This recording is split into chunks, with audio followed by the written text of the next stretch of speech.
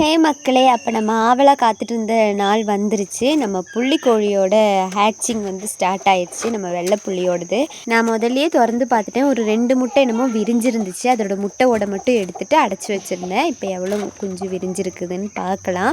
இந்த மேடம் பார்த்திங்கன்னா அடை வைக்கினாலே கஷ்டம் என்னன்னு பார்த்தீங்கன்னா, மேடம் நல்லா விரிப்பாங்க, குட்டியெல்லாம் பார்ப்பாங்க, அதெல்லாம் ஓகே தான். ஆனால் பார்த்திங்கன்னா அந்த மேடம் வந்து சாப்பிடவே மாட்டாள். நம்ம தீவனத்துக்கு திறந்து விட்டோன்னா பார்த்திங்கன்னா ஃபுட்டே எடுக்க மாட்டா. அது ஏன்னு தெரியலை. ரொம்பவே எனக்கு கஷ்டமாக இருக்கும். நானும் ரொம்ப நேரம் தீவனத்துக்கு விட்டு சரி கொஞ்சம் நேரம் முடிஞ்சால் சாப்பிடுவான்னு பார்த்தா சாப்பிடவே மாட்டா. நெக்ஸ்ட்டு தடவை பார்த்திங்கன்னா இவளை அடையே வைக்கக்கூடாதுன்னு நான் முடிவு பண்ணிட்டேன். ஏன்னு பார்த்தீங்கன்னா நம்ம குட்டிங்களை விட நம்ம தாய்க்கோழியோட ஹெல்த்து தான் ஃபஸ்ட்டாக நம்ம பார்க்கணும். தாய்க்கோழி நல்லா இருந்தால் எத்தனை பேட்சை வேணால் நம்ம நல்லா இறக்கலாம். இந்த மேடம் பார்த்திங்கன்னா நல்லா விரிப்பாங்க. குட்டி கோழி தான், ஆனால் நல்லா விரிப்பா, நல்லா குட்டிங்களெல்லாம் நல்லாவே பார்த்து எடுப்பாள். ஆனால் ஃபுட்டு எடுக்க மாட்டாள். எனக்கு அது ஒன்று மட்டும்தான் கஷ்டமாக இருக்கும் இவகிட்ட.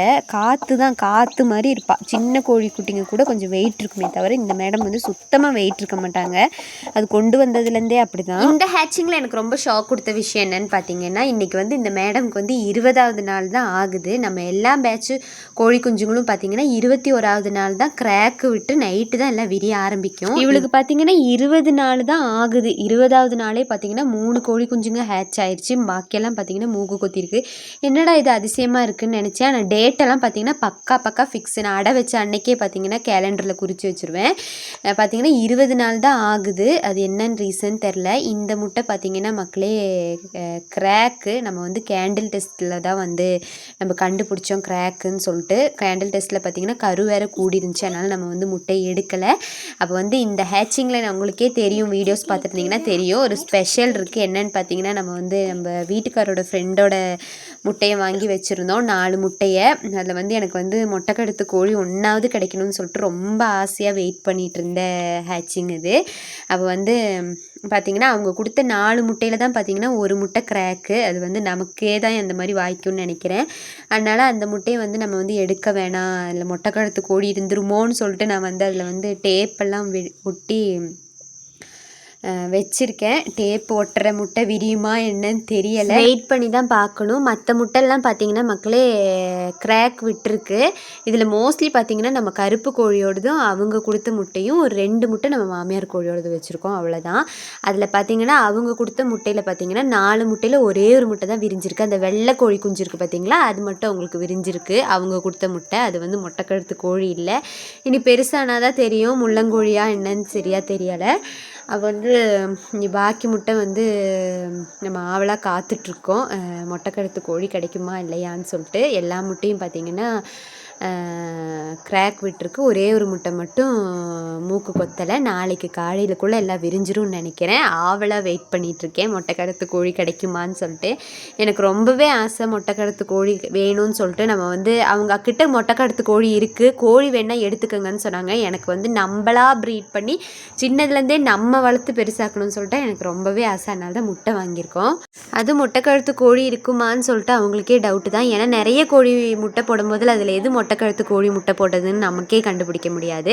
போன வாட்டி பார்த்திங்கன்னா நம்ம வந்து மொட்டைக்கழுத்து கோழிக்கு தான் ரொம்ப ஆசைப்பட்டோம். ஆனால் பார்த்திங்கன்னா முள்ளங்கோழிங்க தான் கிடைச்சாங்க. பரவாயில்ல, இந்த தடவையாவது மொட்டைக்கழுத்து கோழி கிடைக்கணும்னு சொல்லிட்டு ரொம்ப ஆசையாக இருந்துச்சு. அப்போ நம்ம நெக்ஸ்ட் டே காலையில் பார்க்கலாம். 21வது நாள் எல்லாம் விரிச்சிருவான்னு நினைக்கிறேன். மேடம் வந்து ரொம்ப ஹாப்பி குட்டிங்களை பார்த்ததுக்கப்புறம். நீ ஏதாவது தின்னாதாண்டி எனக்கு ஹாப்பின்னு நினச்சேன்.